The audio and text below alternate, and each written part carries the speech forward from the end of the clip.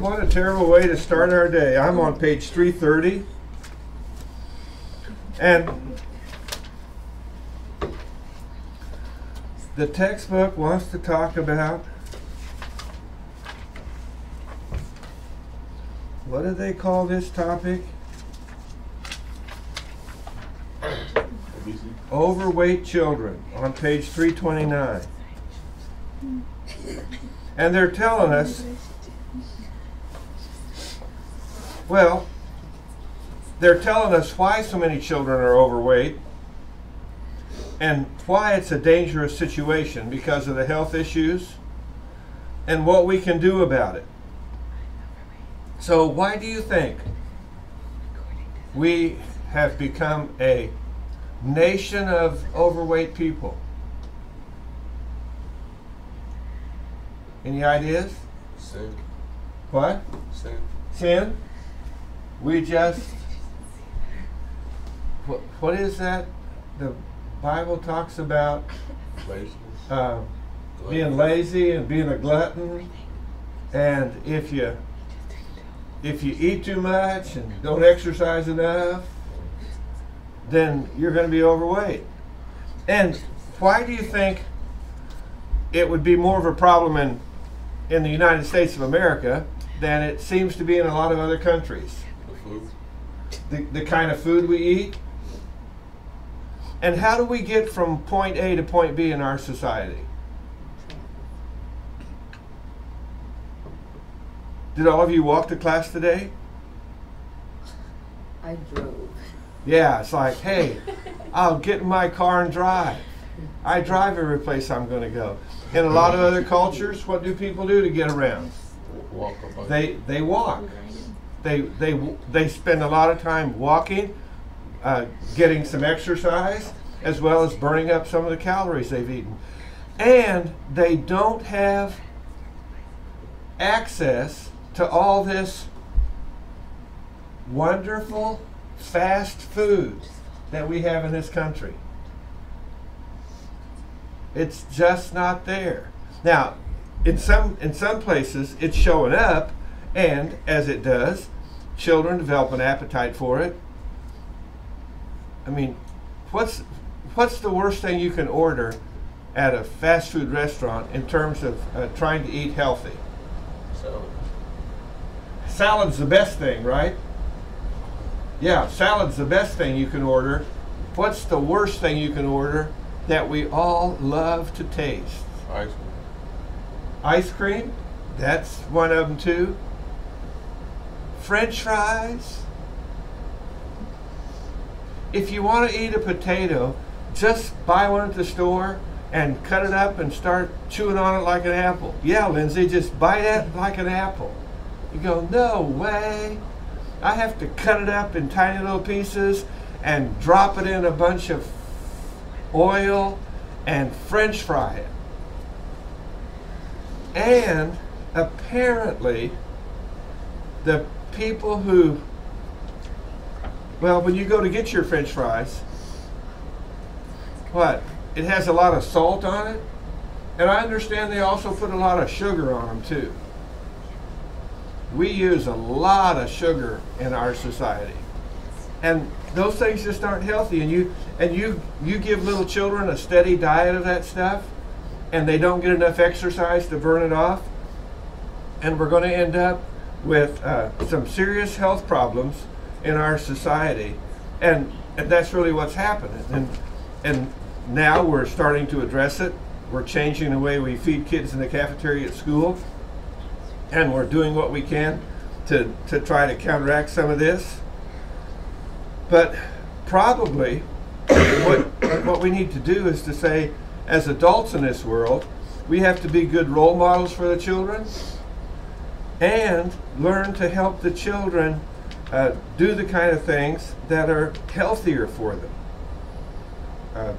Too many calories, too much saturated fat, not enough activity, too sedentary, eating larger portions. I took my granddaughter out to Olive Gardens the other day to celebrate, And I could not believe my wife didn't go with us because she doesn't like to spend all that money. So I ordered her favorite meal, chicken fettuccine, chicken Alfredo, and it said on the menu, 25% more chicken. And they brought me, okay, have any of you been to Olive Gardens? The reason I like to go to Olive Gardens is their salad. So I go there and just eat as much salad as I can and fill up on it. Then when they bring me my meat portion, when they bring me my dinner, it's just like, oh, look at that big pile of food. And I knew it was going to be large, so I just kind of cut it in half and ate about half of it. I think I only ate about a third of it. Then I asked for a box to take the rest home to my wife, because that one meal was enough to feed 2 people. Sometimes when my wife and I travel, I actually go into a restaurant and order a carry-out meal, one meal, and then we sit in the car and eat it, because it's enough for both of us. We don't really need to consume that much food. We're not going to be that active, and if you do consume the food, then and you're not active to burn it off, it's just going to put you into a situation where, well, since we were talking about this today, I just got on the internet and Googled body mass index. Have any of you done that? And it asks you for your height and your weight and sometimes your age, and then you hit the button and it tells you where you are on this continuum, and you go, hey, you know, I just have to be aware of the fact that I need to keep an eye on this, because I live in a world that's going to offer me stuff that's not good for me. I had a coupon the other day that buy 1 sandwich at Wendy's and get 1 free. And Wendy's makes a grilled chicken sandwich that's really healthy. Have you ever had one of them? They're pretty expensive, but when you buy one, get 1 free, it's not that bad. And I had the coupon, so I went inside to make sure they would honor my coupon, and I said, can I use this coupon and buy 1 and get 1 free? And sometimes the coupons are expired, but they'll still honor them. And I'm standing there waiting for my order, and they go, sure. And they take it, and I'm thinking, whoa, I'm getting this sandwich. I think it costs $6 or something, and that means I'm getting 2 of them for $6. And then there's the menu, right up there, a big blaring sign. Any size French fry, $1. Sorry, I'm late. That's okay. Traffic was really bad. This kind of weather will do it to you. So now, think about it. I'm standing there with my coupon, getting 1 sandwich free, and I see that big old sign that says, any size French fry for $1 at Wendy's, and I look up there and I say, does that mean the extra large one is $1? And she goes, yes. Now, what would you recommend I do? We're on page 330, talking about avoiding becoming overweight in America. What would you recommend I do? Buy the French fries or pass them up? What? What did you say? Buy them? And then bring them to class and share them with you, and everybody gets 1, and then we all get to taste. I mean, does the thought of French fries kind of make your mouth water a little bit? Depends on which. On where they came from? Okay. I just like French fries. I know I shouldn't have done it, but I did. And I took them out to the car, and Nina goes, what is this? I'm going, they were on sale, Nina, for $1 for this big old box of French fries. So we ate our grilled chicken sandwiches, which were healthy sandwiches, and then we kept nibbling on those French fries. I said, we don't have to eat them all. We can take them home and warm them up later.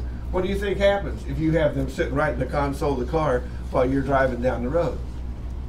You just keep eating another one, eating another one. Before you know it, we finish that whole big box. But if I was by myself and I used that coupon, can you picture me sitting down at the table inside Wendy's and consuming 2 grilled chicken sandwiches and a huge box of French fries all by myself? I'm just telling you, the world we live in keeps pushing us overeat, overeat, overeat. Eat the wrong kind of foods. Eat too many calories. Eat too many saturated fats. It'll just keep pushing that at us. And what we have to do, if we're going to be good role models to the children that we're trying to help learn to eat healthier, is we have to say, no, thank you. I'll pass that up. And then when we do buy those French fries, then we say, okay, that means that later on, I'm going to have to say no to something else because I've consumed all this extra stuff, and I'm going to have to burn it off, or it's going to store itself in my body and add pounds to my weight. And when I went on the internet this morning, just to see how I'm doing, hit the body mass index thing, put in my height, put in my weight, and it goes, ding, overweight. It told me what my number was. And so I just start thinking, what? So I just go back and change my weight and make it less and click it again to see if what I'd have to do to get down to where it would say I'm healthy.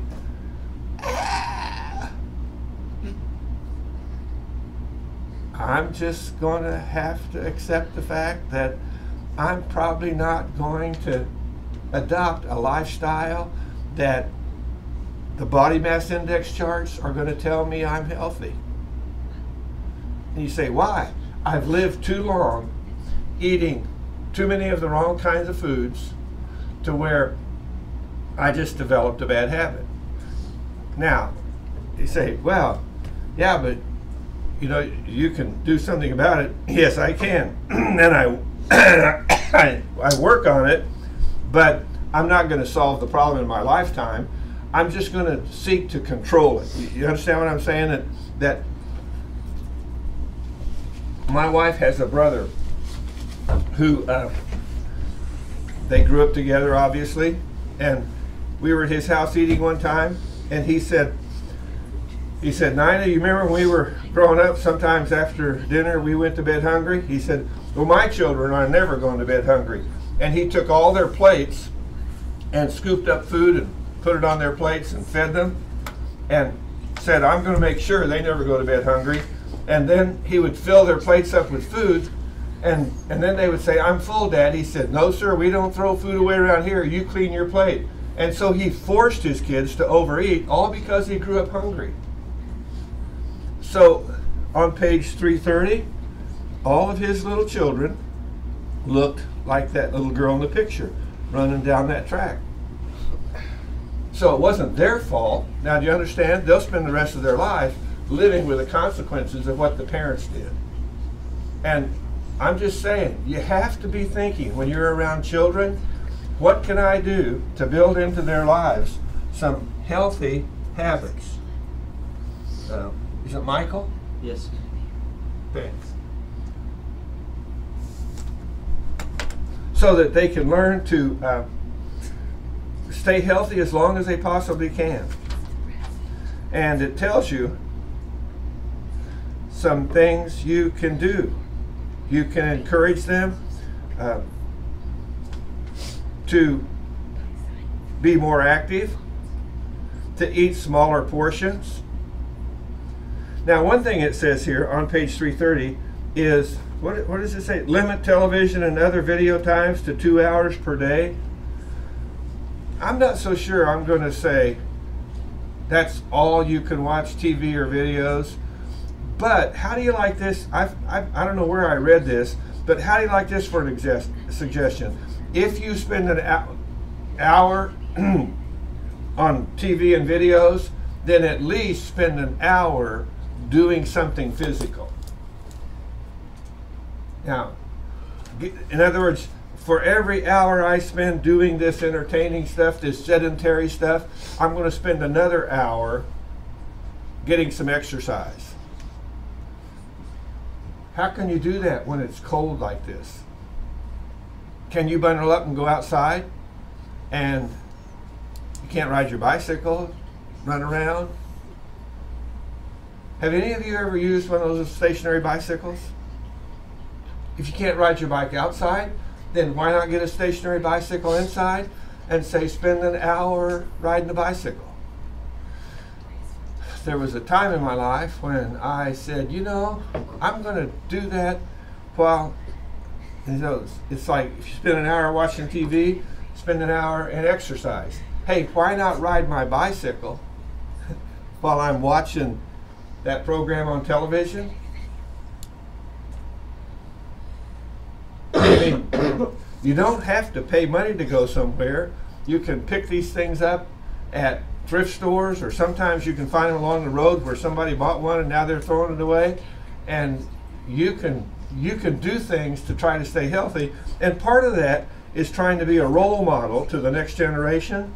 But part of it is just trying to be healthy yourself.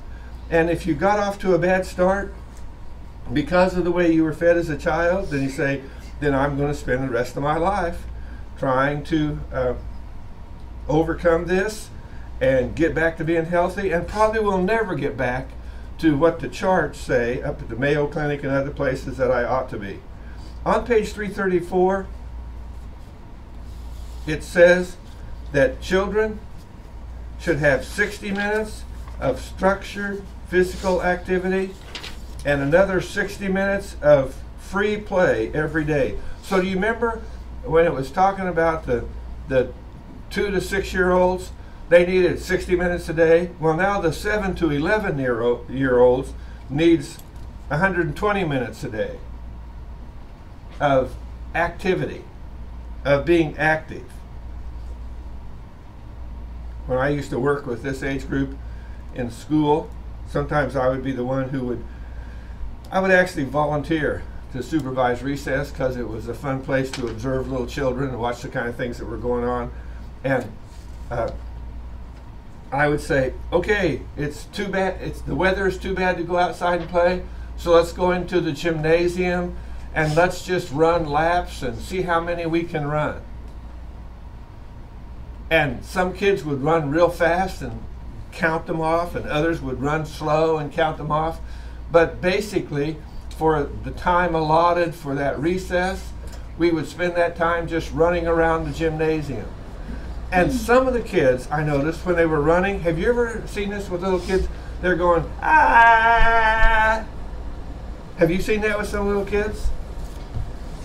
You know why little kids at school are doing that while they're running around the gymnasium, getting some exercise? They're releasing the stress from all the work the teachers made them do in the classroom. It's just a way of getting rid of stress. Have any of you discovered that? You can be sitting in your room working on something and the stress builds up, and pretty soon you just go, ah! And afterwards you feel better. It just gets rid of some of the stress.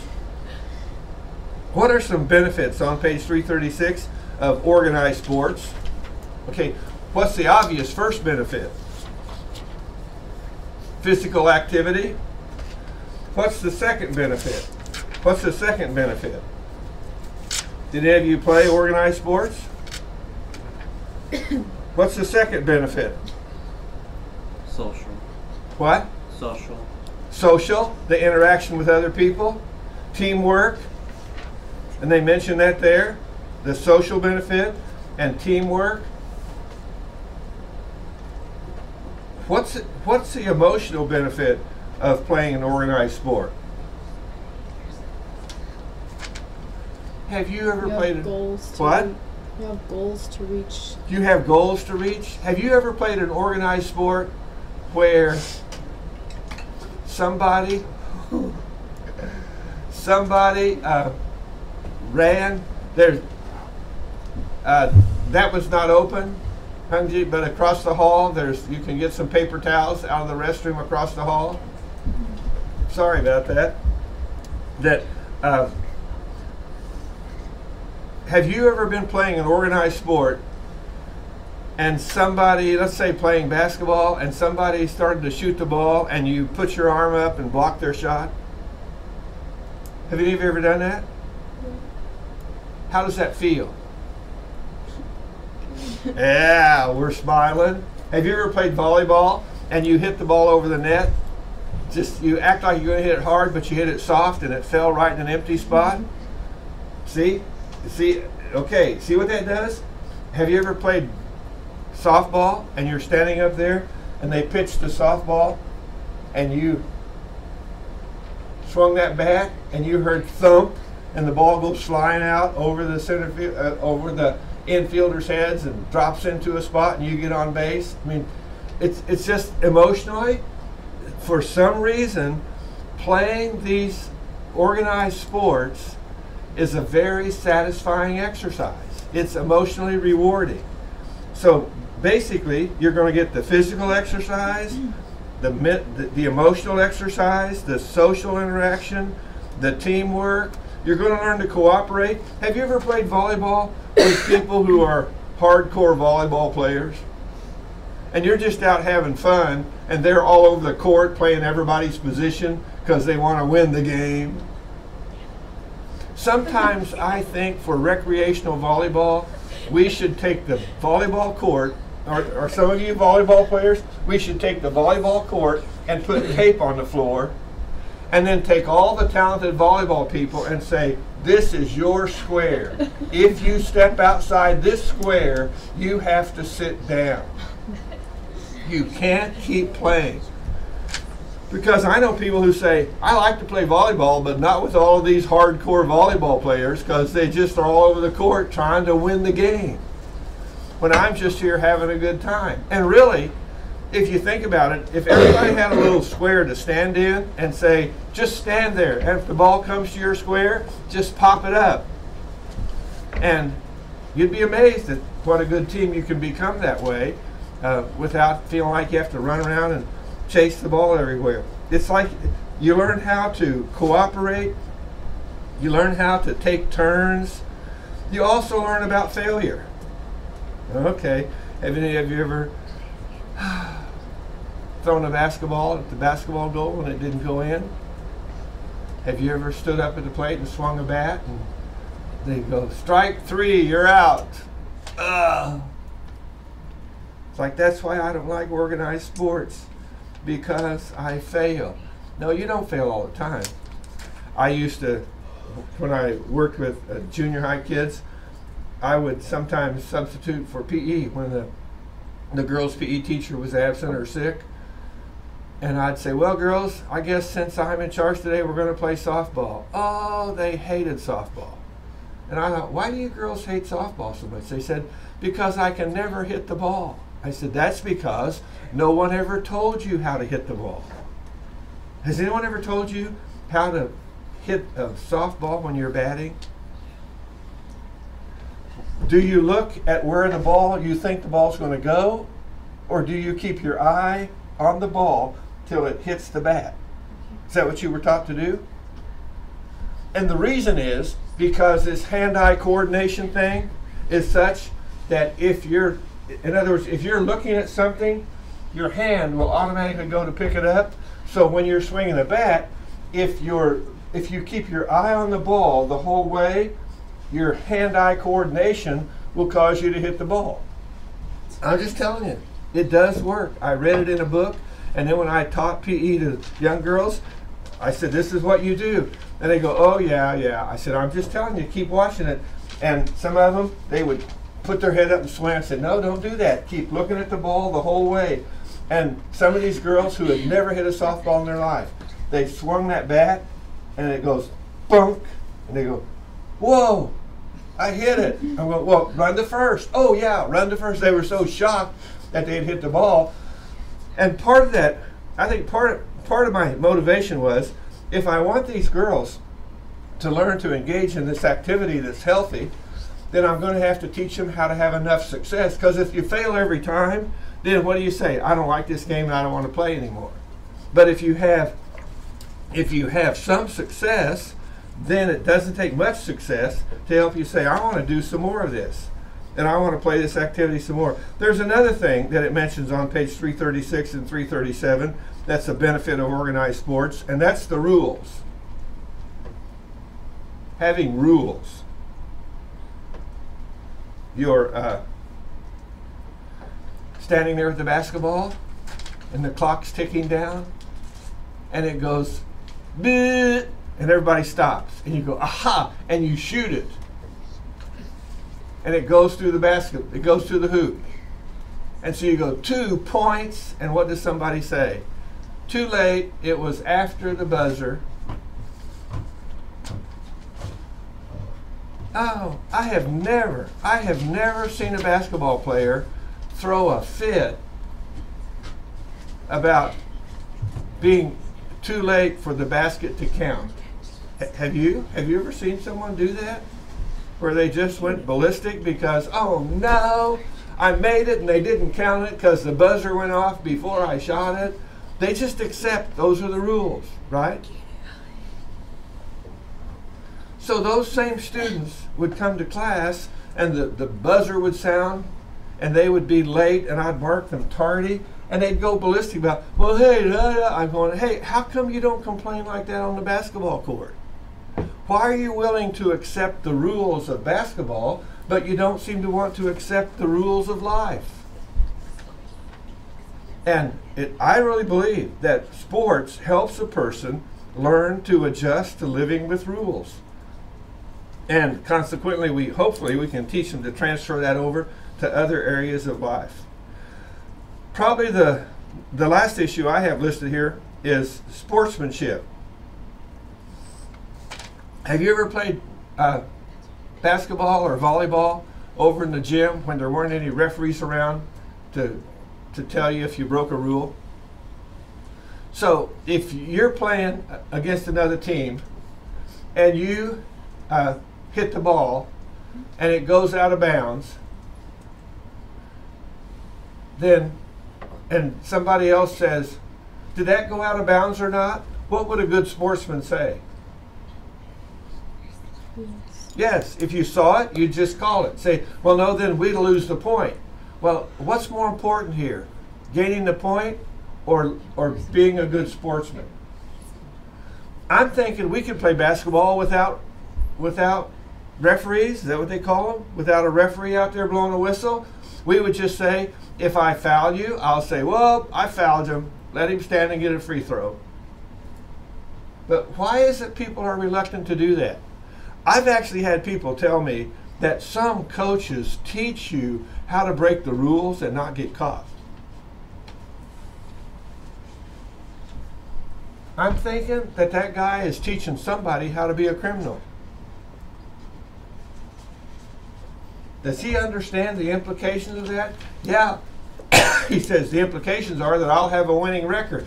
Well, you might have a winning basketball record, but or soccer record, or volleyball record, or baseball record, but what's going to happen to the lives of those children that you've taught them that winning is so important, it's okay to break the rules to win? Somewhere, it seems like we ought to recognize that sportsmanship is so important and following the rules is so important that we could actually have a competitive game without a referee there if we would be willing to call it ourselves. And just say, hey, I double dribbled. Hey, I stepped out of bounds. Or on your teammates, say, whoops, when you came around me, you stepped on the line. I saw it. Or even ask the spectators, did he step out of bounds? And of course, what happens? The people who are for his team say no. The people who are against his team say yes. I'm going, no, did we all see the same thing? Let's practice some good sportsmanship. Let's practice some good citizenship. It seems like we're starting to live in our society like winning is all that counts and there's no place for rules or sportsmanship. So I really believe in organized sports, but I also believe that you have to be careful about who you put in charge of organized sports. because playing by the rules and good sportsmanship and teamwork and cooperation and taking turns and learning to deal with failure are more important than winning the game. Or at least I think they should be. On page 340, this chapter talks about some safety issues. And here's the question to ask yourself. How can we make childhood safer? Okay, what can you do around your home to make it safer for children? What was done around your home to make it a safe environment for children? Did any of you have what do they call them? Throw rugs?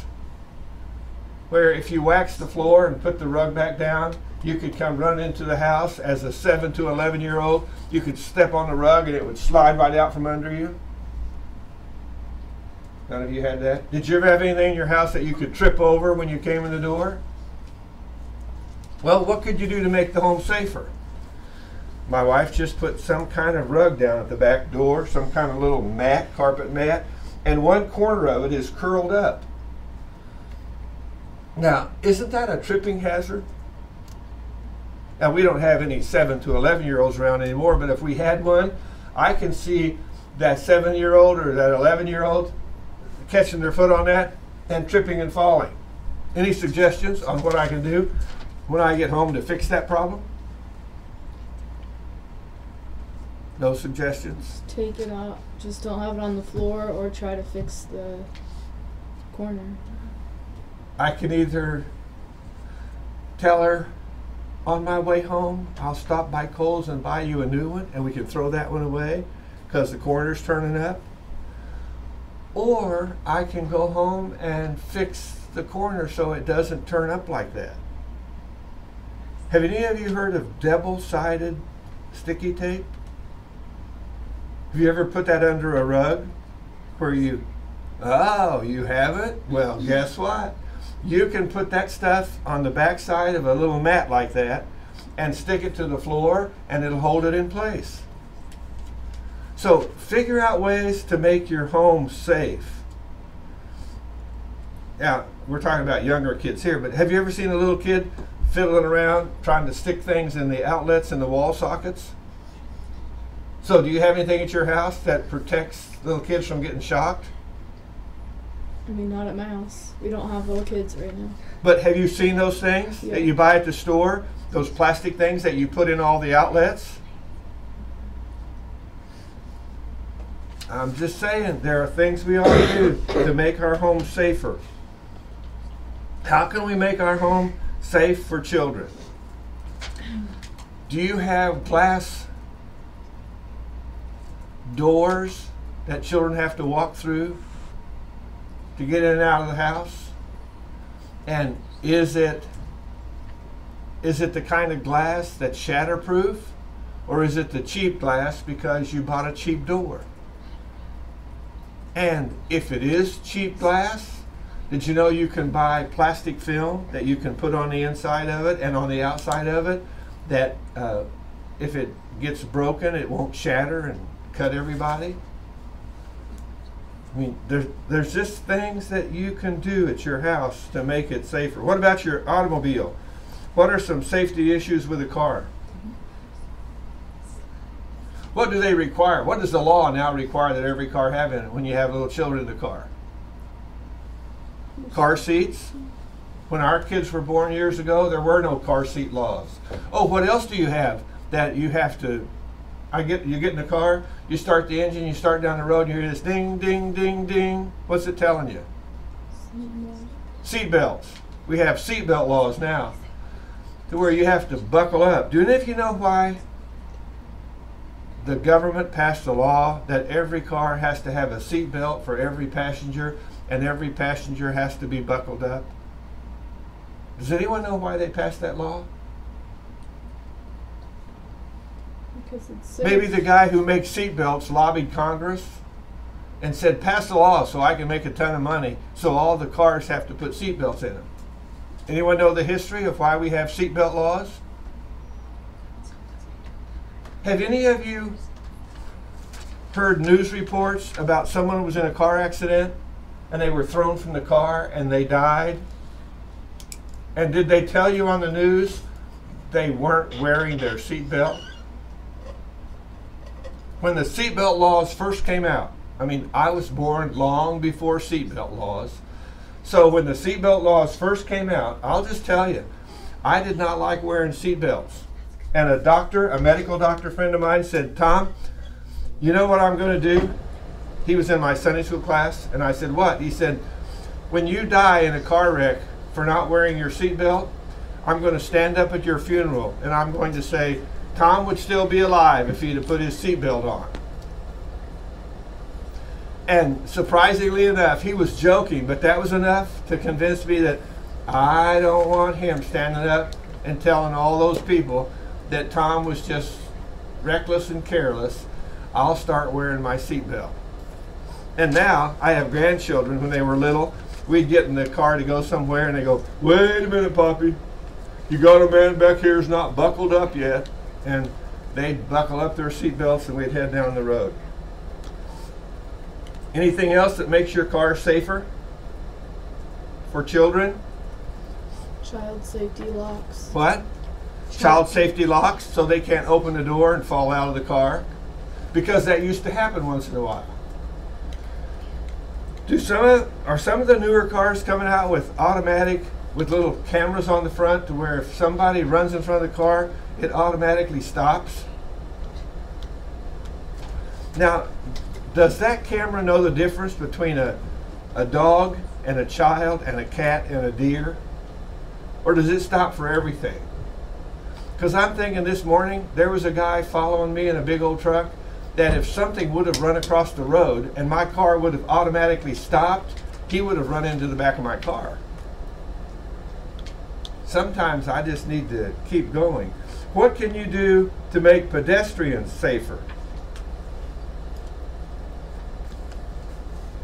Did you ever see somebody, a pedestrian, crossing the street, trying to cross a 4-lane road? How do we make it safer for pedestrians? We have crosswalks with signals.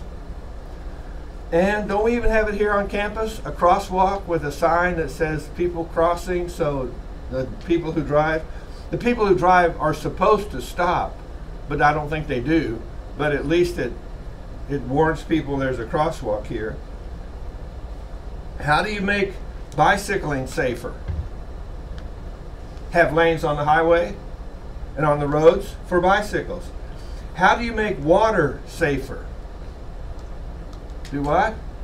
Have any of you traveled outside the United States and you've been in a part of the world where if you drink the water that comes out of the tap, you will get sick? So what do you do to make sure you don't drink the little vermin that live in the water that comes out of the tap? You buy bottled water. So is that why we buy bottled water in America? Because we can't trust the water coming out of the tap? Because don't we have a system that pretty well keeps the water clean enough to drink? Then why are we drinking so much bottled water? We're picky. We're picky. Along with all of our bad eating habits, we're picky water drinkers. And not just any water will do, right? I mean, have all of you adopted the bottled water approach to life? I could not believe it when I said to my wife, we're not buying any more of that Price Chopper water anymore. It doesn't taste good. She goes, what? I said, I'm just telling you that Hy-Vee makes the best cheap bottled water. I mean, the best bottled water is the stuff that costs too much, but in terms of cheap bottled water, Hy-Vee makes the best. So I always wait until theirs goes on sale and then load up on it. How do you stay safe when the weather gets bad? How do you stay safe when there's snow like this on the sidewalk and it's slick? So You wear shoes that have rubber soles that'll keep you safe? Or do you put your fancy little slippers on and then slip and fall when you get outside? What do you do when it gets cold? You put on a heavy coat. Do all of you carry heavy coats in your car in the wintertime in case you get stranded somewhere? You've got something to bundle up in to stay warm? I have a blanket. Have a blanket? It might not hurt to go to the thrift store and pick up a couple of oversized coats and keep them in your car, in the back seat, in the trunk, so if you get stranded somewhere, you've got something. I have this. You know those things that the football fans wear? Those great big parkas that cost big bucks? I have one of those in my car that I can use if I get stranded, but okay, it's the San Francisco 49ers. Why did I get that at a thrift store for about $1.50? Who in Kansas City wants to wear a San Francisco 49er parka? Nobody does. So they throw it away and I pick it up at the thrift store because I'm not wearing it to go someplace. I'm not going to wear it around town. I just keep it in the car in case I get stranded and need some way to bundle up and stay warm. Page 343 talks about a pretty sad situation that goes on in our world. It's called child sex abuse. And this is pretty tragic. Here's what the textbook says on page 343 about to 346 about child sex abuse. It says, most victims know their abusers. So, children who are abused are most often abused by someone who knows them. I'm thinking, how could that be? Because if you know the person who was abusive, wouldn't you turn them in and they would get arrested and go to jail? Well, here's what happens. If you do some research in this area, children from 7 to 11 who have been sexually abused, the abuser knows how to scare them and intimidate them to make them not want to report what happened. And listen to this second one in this section on child sexual abuse. Adolescents are the perpetrators in half of the cases. So half of the time for 7 to 11-year-olds, the abusers are adolescents. Which tells me that somebody hasn't been teaching adolescents, and that's the next group we're going to talk about. But someone hasn't been teaching adolescents how to relate to one another. And again, I'm going to put the blame on terms of movies and media and TV shows and that kind of thing, that they make too big a deal out of human sexuality, and some adolescents get confused by that and do abusive things to little kids. And it's wrong, and the abuser ought to be held responsible. But I mean, if that guy in California, was it, or Arizona, who just shot all those people, one of the victims' mothers came on the TV and said, we need better gun control in America. As if the solution to people killing other people is do away with all the guns.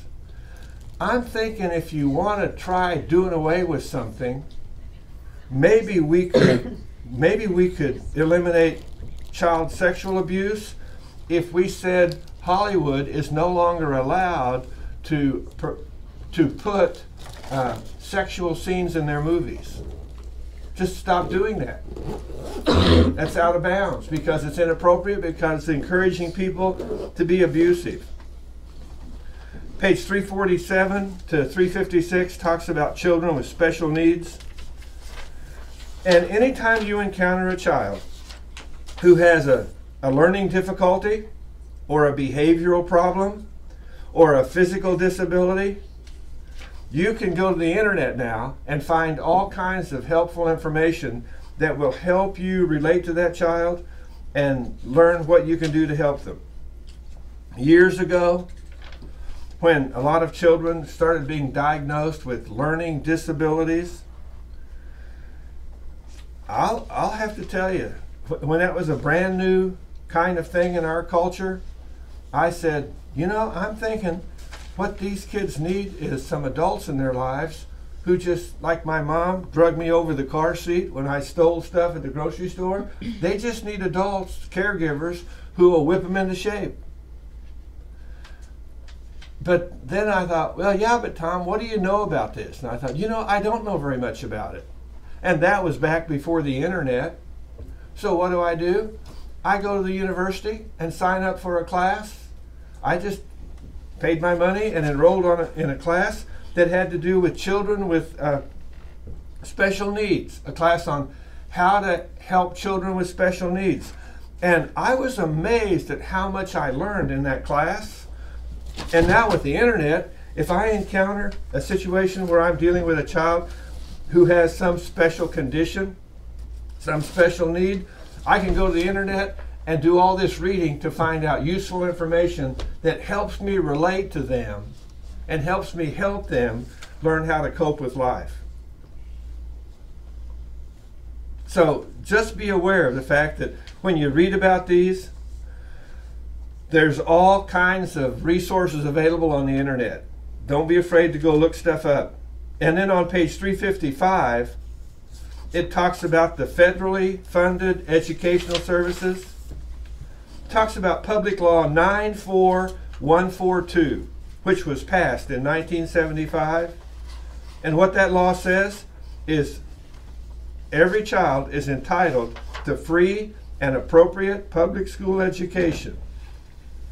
They must have an IEP, an individualized education plan, and it must be the least restrictive and lets them participate in regular classroom activities as much as possible. Now, why do you think we had to pass seatbelt laws in this country? Why did the government mandate that every car has to have seatbelts in it? And then after they put them in there and they found out people weren't wearing them, why did they pass a law that said if you don't wear a seatbelt, you can be ticketed? Why did our culture do that? Because if there's no restrictions, then... What? If there's no restrictions, then they'll keep wearing... They just won't wear the seatbelt. And if you don't wear the seatbelts? You'll get in trouble. If you get found out, you'll get in trouble. And if you're in an accident? It could be a lot worse. You could be a lot worse. There's a greater risk. There were so many people being injured in car accidents that they said we have to put seatbelts in them. Then when they found out people wouldn't wear them, they said then we have to pass a law that says you have to wear them. And in 1975, when schools said we don't have enough money to pay for these children with special needs, so we'll just leave it up to the parents, our government, our culture said that's wrong, and they passed this law. And if you ever are acquainted with a family that has a child with special needs, and if the school district, if the public school where that child attends says we don't have enough money to provide for your child's needs, you just need to tell those parents about Public Law 94142. And every public school administrator in America knows about it. And all that parent has to say is, I thought according to Public Law 94142, you had to provide for my child. And as soon as you quote that law, they hop to it and take care of the child's needs. Because if they don't, they can be in line for a huge fine and a penalty that can cost them a lot of money. So it's important excuse me, to be aware of that law. So if you encounter a family that has a child with special needs, you can tell them they can get help from their local public school. And if they said, well, I tried it, but the school said they didn't have anything available. No, what the school meant was they didn't want to spend the money. So go back and tell them, according to Public Law 94142, you have to spend the money to provide for my child because my child lives in your school district. And they'll do it. I know from past experience. I've told families about it, and they've used it. Okay, that takes care of chapter 10. Let's go to chapter 11. On page 365. Cognitive development in middle childhood, ages 7 to 11. What is class inclusion? Does anyone know? On page 365. What is seriation?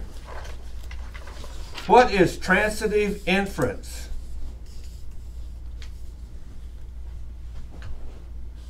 Do you know those words?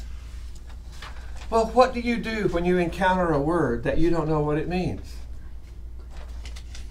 What's the magic phrase in this class? Google it.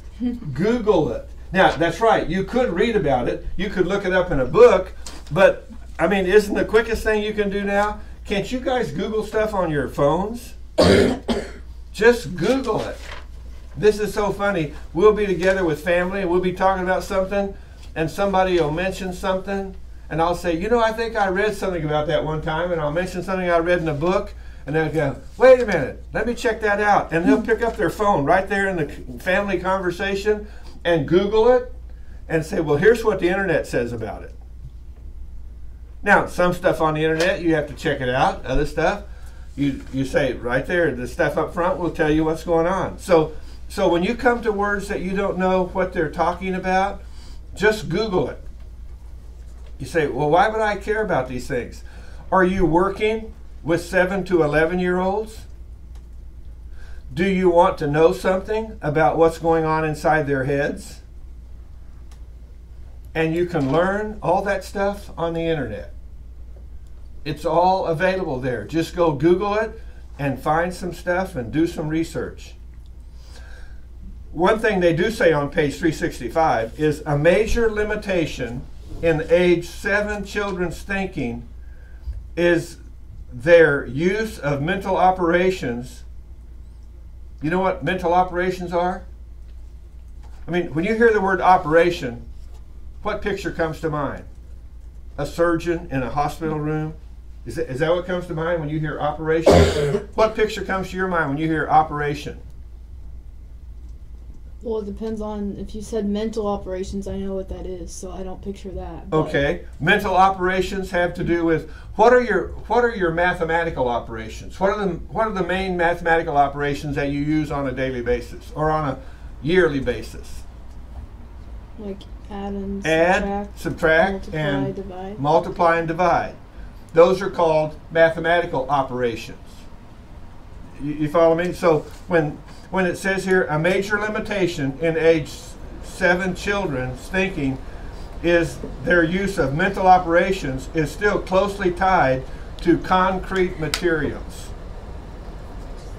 to the context and to the situation they're living in. So probably the best thing to learn here is that when you're helping children develop their thinking, think in terms of from 7 to 11-year-old, giving them concrete materials to work with. Now, I guess that means that if we were talking about houses, what's a house look like? You see how we could get in the car and drive around and look at all the different kinds of houses and say, let's see, what kind of houses have you lived in? Does anyone live in a ranch type house? Does anyone live in a duplex? I used to. What? I used to growing up. Okay, so you know what a duplex looks like. Does my aunt and my cousin lived on Does the other anyone side. live in a split level? You don't know what your house is called. Maybe we should get on the bus and take a tour and drive around and look at houses and talk about it. A bi-level, a front to back, a cottage, a Dutch colonial. You guys don't care about houses. Okay, so what about cars? What kind of cars are you familiar with?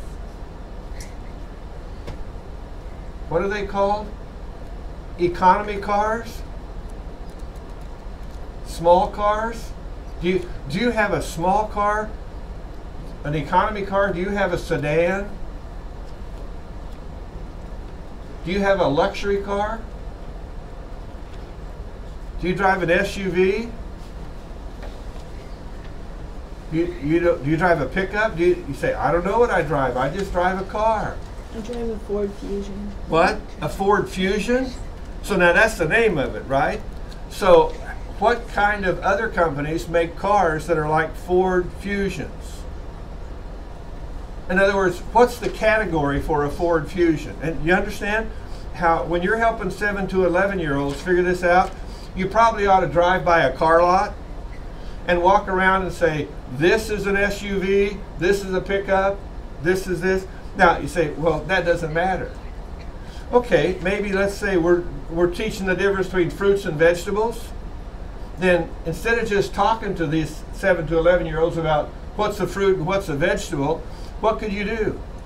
Go to the grocery store, walk over to the, what section is it called? Produce? Why do they call it produce? Because it's... I mean, all the It's like stores the call it the harvest. produce section, don't they? Why do they call it produce? Is that like related with produce is like harvest? See, Like now what's this is been so cool. harvested? See, do you understand what you can do? You can get on your phone and you can Google, why is the produce department in the grocery store called the produce department? And it'll tell you why. You guys just have it made. You can find all this stuff you want to know, but let's just take the kids to the produce department. We take the 7 to 11-year-old in there, we walk around and we say, is this a fruit or is this a vegetable? Is this a fruit or is this a vegetable? And you understand? When they get to school and they're supposed to sort this out, and the teacher says, well, they flunked the fruit and vegetable test because I gave them a list of foods and they had to put them in the fruit or vegetable category and they couldn't do it. Well, then it's time for me as a parent or a caregiver to take this little chipper to the grocery store and walk around and say, okay, here's the stuff on the list that you're supposed to know. Here's a carrot. Here's a cucumber. You follow what's happening? And we'll probably even touch them. Now, which one's the fruit and which one's the vegetable? A carrot, fruit or vegetable? Is it either one? Because it's a root, right? I don't know. So how could you find out? Go to Google and say, is a carrot a fruit or a vegetable? I mean, most people say it's a vegetable, but That's right. majority says... But you see what happens is instead of just telling the kid verbally what's going on, instead of just even going and showing them a picture on the computer, well, if you went to the computer, if it had pictures, that would be helpful. But the best thing to help a 7 to 11-year-old develop his cognitive abilities is concrete materials. Concrete materials.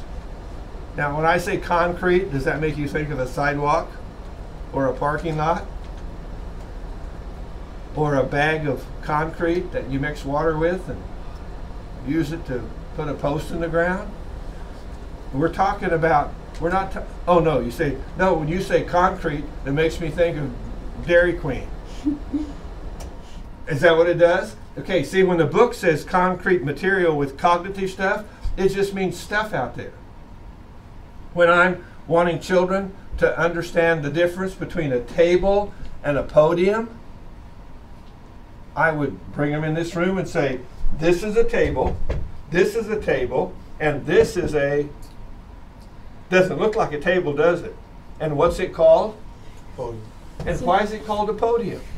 See, am I the only one that ever wonders about this stuff? You guys just go through, I say, I don't know, they call it a podium. What's your problem? Just lighten up and accept it. Isn't it actually a lectern?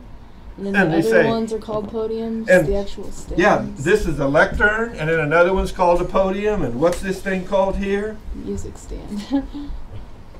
Why is it called a music stand? Because that's what they call it when they sell it.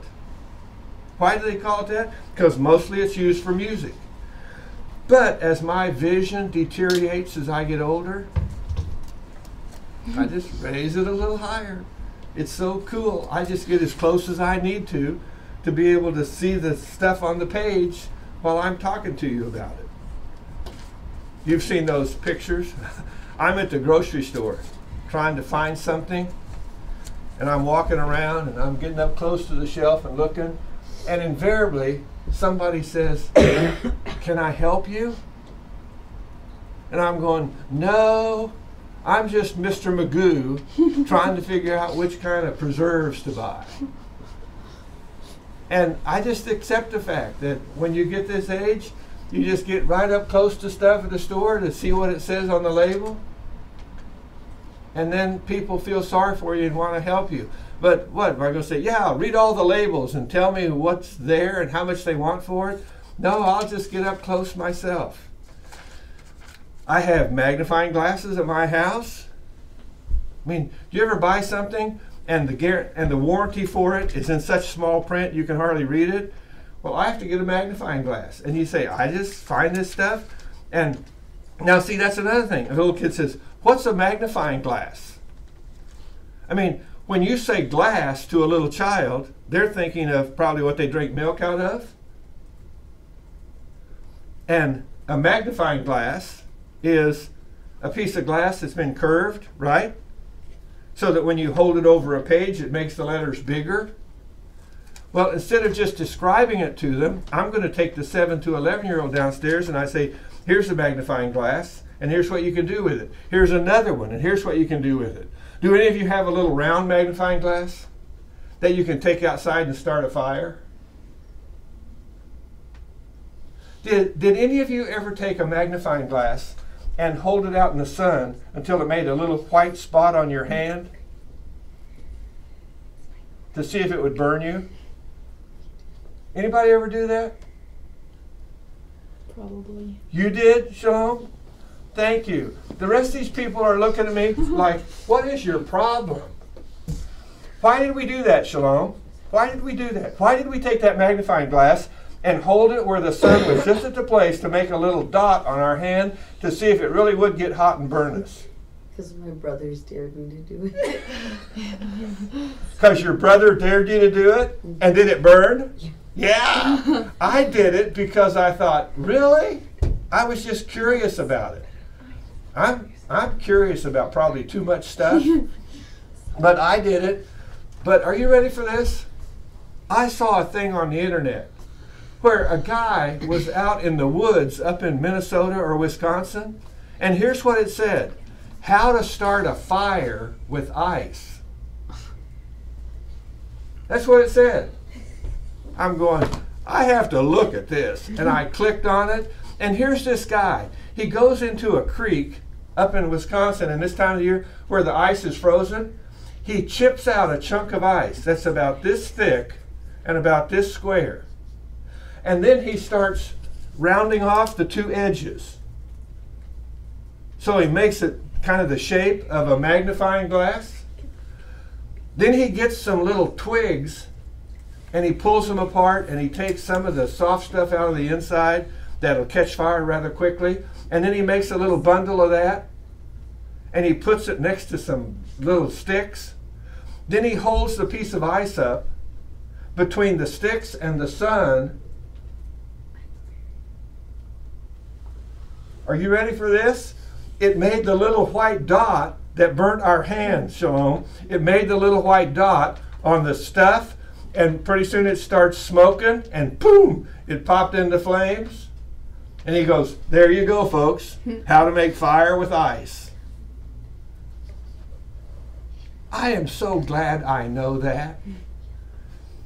Isn't that cool that somebody, see, this is the beauty of okay, back when I was your age, if a guy did that, he would have to take a picture of it and then they would put it in a newspaper or a book somewhere. Then you would have to go to the library and find that book to read about it.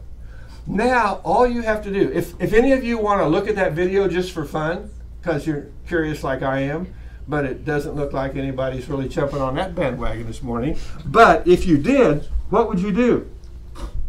Google. You would go to Google, and what would you type in? How to start a fire with ice. How to start a fire with ice. And sure enough, that YouTube thing would pop up there, and you could click on it, and watch this guy start a fire with ice. I just thought, that is so cool. But that's the whole point. With the cognitive development of these middle children, 7 to 11, keep thinking of, I'm going to put stuff in front of them. When a little kid, 7 to 11-year-old, says, what's the difference between sugar and flour? Now, based on what we've been talking about, what would you probably do? Walk in the kitchen, put some sugar in a bowl, put some flour in a bowl, and say, so what do you think? Let's touch it. You could use your magnifying glass. Let's get a magnifying glass and look at it. What do we use flour? What do we make out of flour? I don't know. Let's get a cookbook and see what kind of stuff is made with flour. What kind of stuff is made with sugar? And you understand? And now it's like, okay, so now they're kind of starting, see, they're doing concrete stuff. Then once they got to get a concrete thing going, then you can say, let's go to the internet and let's Google what's the difference between sugar and flour, and then you start to find the difference. Flour's made from wheat, primarily, and sugar is made from sugar cane. Now, see right away, little kid goes, what's that? So, the next thing we want to do is get a stick of sugar cane and get a little bucket of wheat and let them see where the stuff comes from. And did you have a lot of teachers giving you concrete stuff when you were 7 to 11-year-old? Or did they just talk to you about it and tell you about it and expected you to get it because they got it, because it was clear in their minds as adults? And can you see this mistake that we adults make? Since we have an understanding of it, we kind of think if we just talk about it, that'll take care of it. And the whole thrust of this chapter, if you're going to use this information to help little kids, is concrete materials.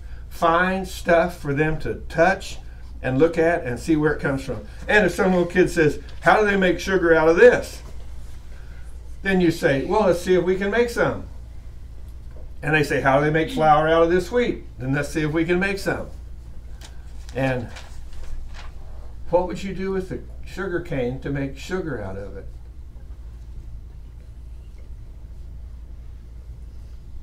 Break it apart? Or like take the... Do they hard press it? shell Don't they off? press sugar cane? Don't they put it through some kind of thing that grinds it? That puts pressure on it and squeezes the juice out of it? So how can we do that? Do any of you know what a C-clamp is? A little clamp that you can screw things down tight. Get a couple of boards, put the sugar cane between the boards, put the boards between a C-clamp, and just start screwing it down till the juice runs out. Then let it run into a cup, and then go, is that sugar? I go, well, not yet. It would have to be processed a little bit, but put your finger in and taste it, see what you think. And comes pretty close. I'm just saying, you gotta do this stuff. Get concrete materials. Page 367 talks about models of memory. These are kind of pictures, mental pictures of how our memory works. And one of those is our storage capacity. When I think of storing something, because I grew up on a farm, I think of a grain storage bin where we put stuff in it, a big metal round bin to store stuff. What do you think of when you think of a storage capacity? Plastic. Those little plastic containers that you buy to store stuff in at the store. See, it doesn't matter what picture you have, but basically that's what your mind is storing stuff. And how does it store stuff? It stores it visually. That would be pictures. So watch, if I want to use concrete materials to teach this to a 7 to 11-year-old, I could bring in a little plastic storage container and say, this is kind of like your mind. This is like your memory. And in your memory, there are pictures, so I could put some photographs in there. There are some verbal stuff. What can I put in there that's verbal? Do any of you have these little tiny little recorders that you can punch the button and record things in your hand? I could put a little recording in there and say, watch, I pull this out and play it. There's some stuff I recorded from earlier. And then, what else? Well, that would be acoustical, I guess, because that would be stuff I would listen to. Verbal would probably be stuff I've written down. Chunking. Do any of you do chunking when you're trying to store stuff in your memory? Yeah. Any idea what chunking is? You break up the information so your mind can process it easier. Do you know your Social Security number? Yeah. Okay. And how do you say it? If I say my Social Security number, I go 441. Don't say it on the camera. And then what? Da da da da da da. Then da da. And then da da da da. There's a recording, don't I? Yeah, there's a recording going on. Someone could get a hold of it. So once it's out there, then who knows what they can do? Steal my identity. Of course, no one else is like you, so. That's right. But chunking, have you learned that? To chunk things together? To help you remember it? A phone number. How do we remember a phone number? 816-331-8607. Don't you realize that's why the Social Security people and the telephone people built phone numbers and Social Security numbers like they did, so it'd be easy for us to remember it. They already chunked them for us because they understand this principle.